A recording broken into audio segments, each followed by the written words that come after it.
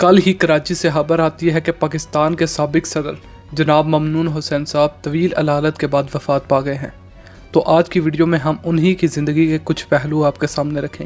Video शुरू होने से पहले इस वीडियो को लाइक कर लें और हमारे चैनल महाशब टीवी को सब्सक्राइब कर लें और घंटी के आइकन को भी दबा दें ताकि हमारी कोई भी वीडियो आप मिस ना कर पाएँ।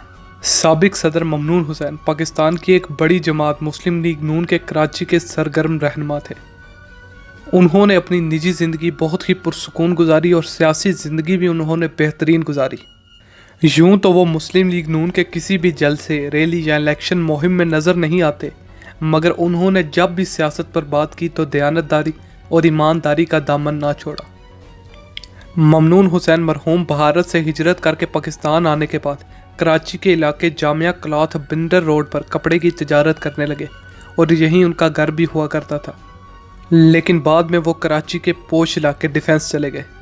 ममनून हुसैन एक आम आदमी की तरह ज़िंदगी गुजारते थे, इसीलिए जब भी उनसे सवाल हुआ कि सदर पाकिस्तान रहने के बाद भी आप ज़िंदगी में कोई तब्दीली नहीं लाए, तो उन्होंने बहुत खूब कहा, मैं पहले एक आम आदमी हूँ और बाद में सदर पाकिस्तान मुंतखब हुआ।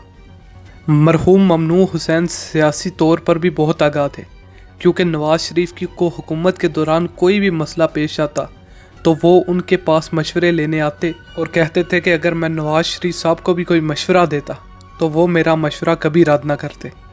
एक मौके पर सदर ममनून हुसैन ने कहा कि मैं सिर्फ खामोश नहीं रहता बल्कि खामोशी से अपना काम करता हूँ। मैं तालीम और सेहत पर बहुत काम किया है।